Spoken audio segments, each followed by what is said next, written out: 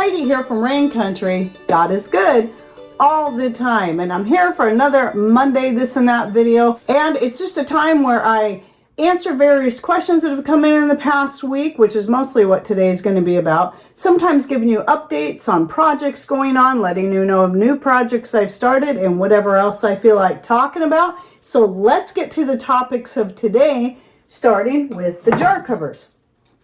So in a video that just published this last week, I think it was my my food preservation essentials list that I put out, and I showed some pictures with, I think in that particular one it was a bunch of jars of dehydrated apples like I have right here, with the jar covers I made on top, and just to make it look pretty for the picture mostly, and because I like to leave my jars sitting out for a little while before I put them up, even after I had vacuum sealed, just to make sure they stay sealed and whatnot. So just to make it look nice on my counter, I do like to throw these little covers on here. So somebody was asking me if I make these to sell, and no, when it comes to any sewn items, I stopped doing all of that at least a year ago. So I used to make all kinds of different things. I still make stuff to sell, mostly crocheted stuff when it comes to the artsy craftsy kind of things.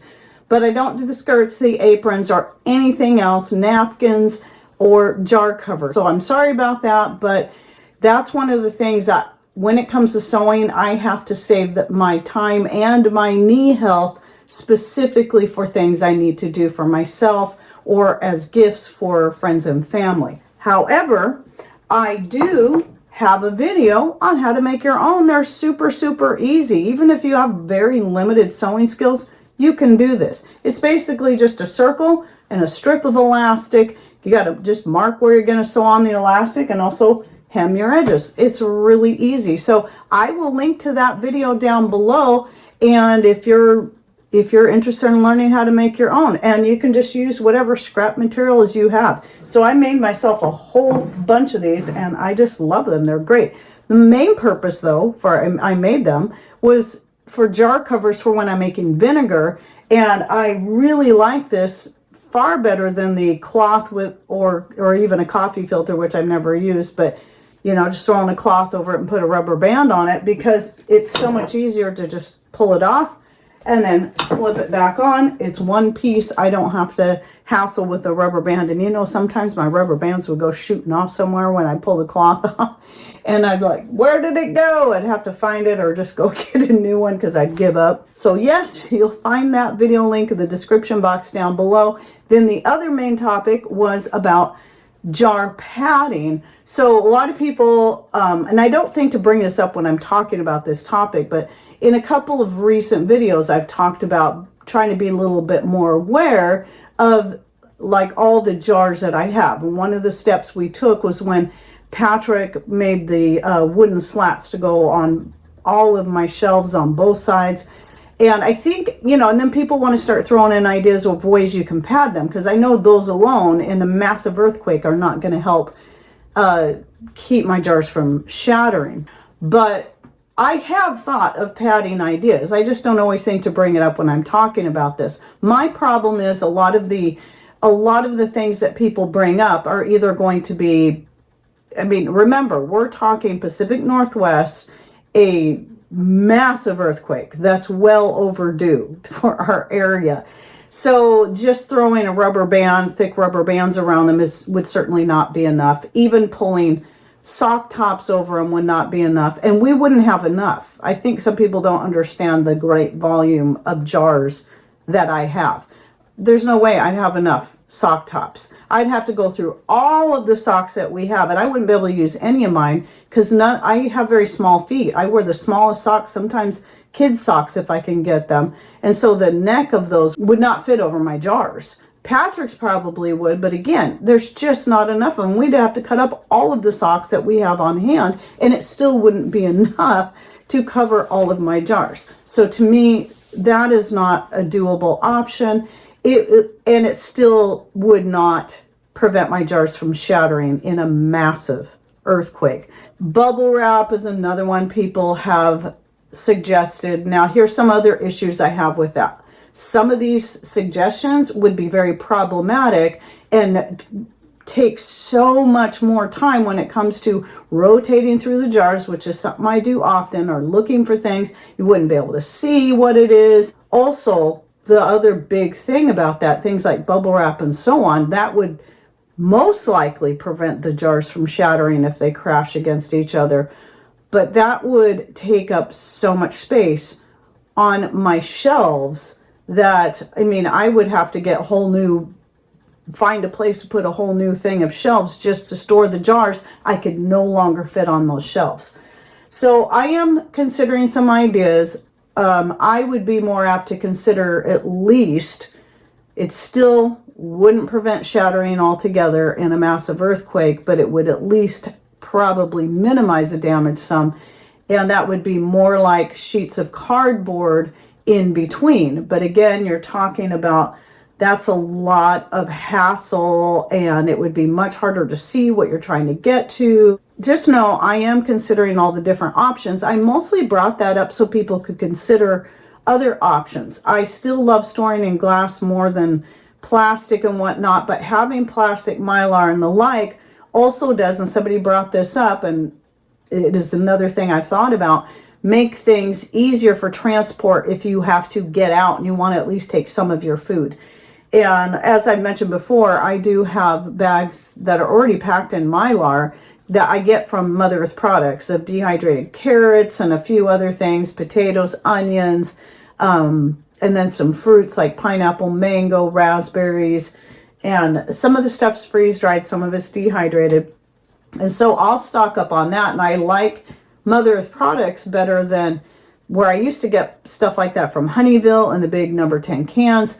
This is even easier because they're in Mylar bags. They take up even less space, and then I can just throw them in a tote. And I have several totes or boxes full of foods like that in our off-site location, where we have another place that we have our food stored. Now, another question I have, because of the previous week's live show where I was talking about off-grid lighting. Now, let me remind everyone, the purpose of that was not necessarily for people just living off grid. It was for people having options in the event of power outages. And so somebody brought up incandescent lights. Yes, when it comes to any kind of electric or battery run light, incandescents are going to be better for your eyes. However, they draw so much more power than LEDs, which is why I recommended LEDs, because when you're talking about having to run them off battery power or maybe some very limited solar power, LEDs are going to last far longer than incandescents. LEDs will be better if you want longevity. Now, when it comes to like open flame type lights, such as, and I talked about candles and lanterns and whatnot, I had a couple people bring up the Crisco candle idea. And this is something that a lot of people will mention, but I'm not sure if they've ever actually tried it. Some people may have, and I will say that I have, because years ago, many years ago, I used to use Crisco. And then I learned about how unnatural and bad it is for you. So I started hunting around and finding other things, such as palm shortening butter and whatnot, to use in place of Crisco for pie crust biscuits and more. So what I did was I took the remaining Crisco I had, scooped it out, put it in small little jars, and made candles out of it. Those didn't last very long, because what happens is when you light those candles, I guess unless you use them up right away, that the heat from the candle and then the exposure to the air as it's sitting, those candles are sitting out, will cause the Crisco to go rancid, and then it will put off a terrible smell. So I ended up scooping all that stuff back out, and I used them a few times, and then ended up having to just throw it all out because it smelled terrible. So that's why I don't recommend running out and buying Crisco to make candles with, especially if you're going to leave it in the big old can, stick a wick in there. That is going to take a long time to burn through, and the longer it takes, the more apt it is to go rancid and then put off a terrible smell. So not the best choice there. Now, years ago, I did a video on making soy wax candles. Like, you can buy soy wax flakes and make your own soy candles out of that, and it's pretty simple. And I have a bunch of those around here too. And those you know, because they're not going to have any coloration to them and they're not going to have any added perfumey smells. Those can be a little safer as far as toxins and stuff like that, if you're concerned about that. Okay, then another question I had was, again, I keep coming back to this, had to do with winemaking again. So if you watch my winemaking series, you'll notice that typically when I'm using, especially the grapes, our own grapes, because they're very, very tart. By the time I got to get them off there, they're still very tart. So they're best as using as a wine grape. So the juice is going to be super tart. And that means there's very little sugar at that time in the grapes. So when I'm making wine out of that grape juice, I need a total of 3 cups of sugar. So I typically, what I do to make sure it's going to get fermenting really good is I only put in 2 cups of sugar at first, and then in about a week, you know, once it's been bubbling for a good day or two and really fermenting, I will take some of the juice out of the jug, mix it with that final cup of sugar, and then pour it back in. Now, somebody asked me, well, do I really need to add that 3rd cup of sugar? Well, no, not necessarily.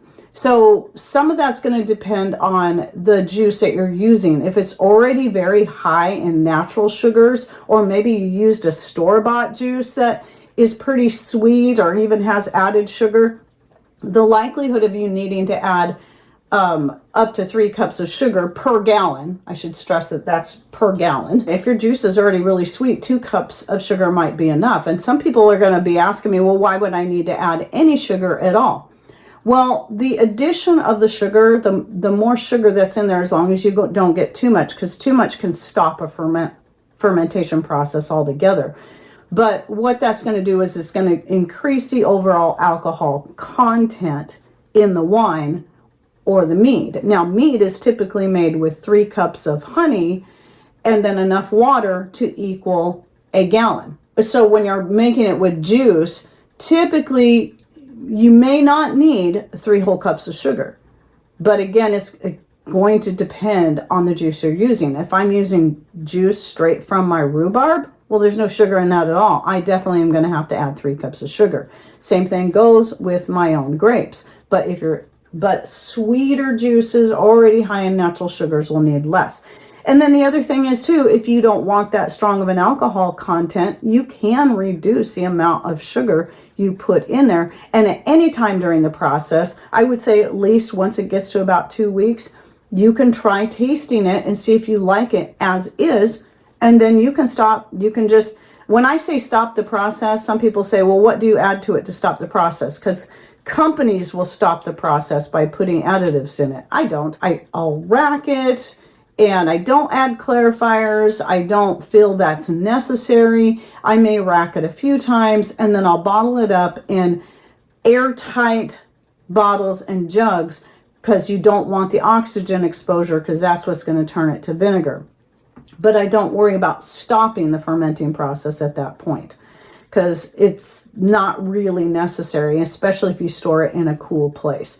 So if you like the flavor of it as is, then you can do that. You just want to make sure you're using good quality bottles and jugs that aren't going to burst, because it's still going to build up pressure within that bottle, because that fermenting might still be going on.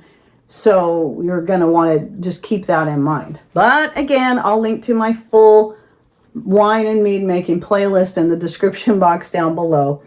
And now's really the time to do it anyway, because a lot of people have been bringing in their apples, their grapes, their other types of fruit, and making juices out of them. And so now's the time to learn how to make wine. If you haven't done it before, it actually is quite easy. All right, then another question I had, because of that video on the food preservation essentials, I was talking about how I use propane to can all my foods outside. So whenever I'm canning, that's what I use. And somebody asked me, and I've never thought to answer this question, no one's ever asked it before, how much propane I go through. Well, I haven't kept an exact measurement of it. We just hook everything up and I use it. And somebody assumed, well, how many cans of propane do you go through? I don't do a ton of canning, because I like to do a lot of dehydrating, but I do enough canning that I know I don't go through a whole one of those bottles in a single season, and maybe a half at most is what my guess is. So no, it doesn't really use that much. But one of the things we did to help save on the propane as I'm canning is Patrick made a shield to go around the canner that helps hold in that heat that's coming up from the base, the flame. And that actually means that I can turn the heat down even farther when I have that on. And also it helps prevent if it gets a little windy, it helps prevent the wind from blowing the flame out as well. And so that reduces the amount of propane I'm using when I do that. And now before I finish this off, I have a few announcements I gotta make. So I am in need of more preparedness testimonies because I'm down. I have one more left in my folder. I'm getting ready to read more today. But if you're interested in sending me that, what it is about is you sharing your own testimony of how you were able to get yourself in a better position preparedness-wise without having to spend a whole bunch of money, just being very, very frugal about it, and or about how being more prepared got you through some difficult times. So if you're interested in contributing to the series of preparedness testimonies, please send your story to raincountryhomestead@gmail.com, and I will drop that in a folder. Make sure you title it Preparedness Testimony. That will be read in a future video. So the one I'm reading off today that we'll publish in a few weeks is Preparedness Testimonies video number 12. And then another thing is somebody was asking me if I have much control over the commercials that go on my video. No, nobody does. We have very, very little control. We can kind of control how many commercials you can have in there, which I only try to have them at the beginning and maybe at the end, and not anywhere in the middle where some people just might have commercials every 5 to 10 minutes. But their concern was seeing commercials over things that they don't agree with. Well, I can't control that. And what you have to also understand that a lot of the commercials that you see are tailored to you in either your interests or your area. So maybe even if it's something you disagree with, like some kind of political campaign, it might be because it's like I've seen commercials for certain people that I may agree with or don't agree with, but that's because that's people running for offices within my state or my county. And so you got to realize that I have no control over that. And I'm sorry about that, but I do try to make it as easy for people as possible. Remember, this is a full-time job, so I need the commercials to be able to earn a little bit of living off the many, many hours that go into making this content. But I still try to keep it as simple as possible. I could make more money by putting commercials all through my videos like some people do. And I don't do that because I don't want to irritate people because I don't like it. But I also try to make sure that there's skippable commercials, not commercials that are going to go on for 15 minutes that you can't even skip. So, and then the ones that aren't skippable are usually shorter anyway. But again, I have little control over that. I wish I could have more, but that's just the way it is.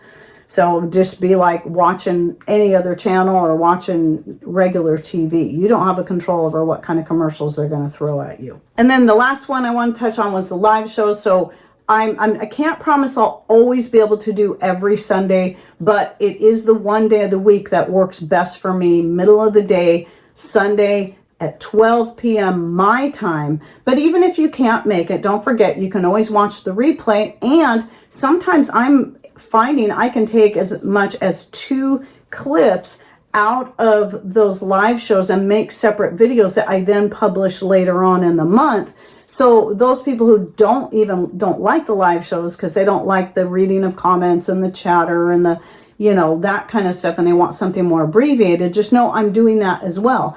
And then that way I can also add photos that I couldn't do while I was shooting live and add things that maybe I forgot to say. So some people might prefer that better, and some people might like both, because by the time those videos publish, it'll have been a few weeks, and then you can go, oh yeah, I wanted to see this part again anyway, and then you can get to see all the stuff I add in there and see it in its more abbreviated form.